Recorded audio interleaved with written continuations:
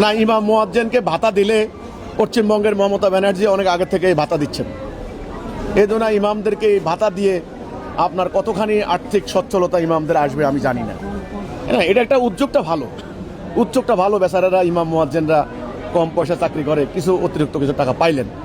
আমি মনে করি এ ধরনের উদ্যোগ না নিয়ে ভাতা টাতা দেওয়ার থেকে বরং আপনারা সরল পথে আসেন, আল্লাহ দেওয়া রাষ্ট্র ব্যবস্থা কায়েম করেন, তখন এখানে ইমামরা থাকবেন রাষ্ট্রের কর্মকর্তা।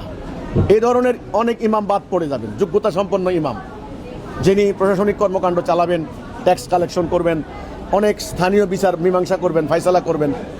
সরকারের অন্যান্য কর্মকর্তাদের যেরকম সম্মানী বেতন সেটা ওনারা পাবেন ন্যায্যভাবে।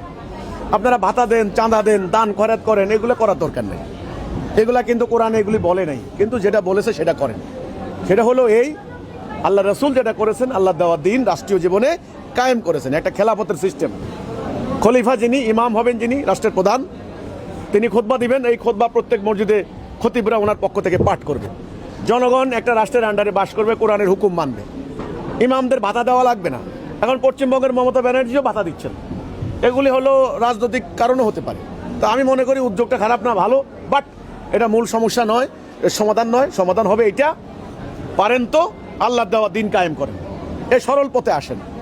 আল্লাহ দেওয়া দিন মানবেন না, আল্লাহর বিধান মানবেন না, ইমামদেরকে ভাতা দিবেন, এটা কি সমস্যার সমাধান হবে? হবে না। তবে হ্যাঁ, দিতে পারেন, ওনাদের কিছু আর্থিক সচ্ছলতা হলো আর কি, এটা ভালো, খারাপ না।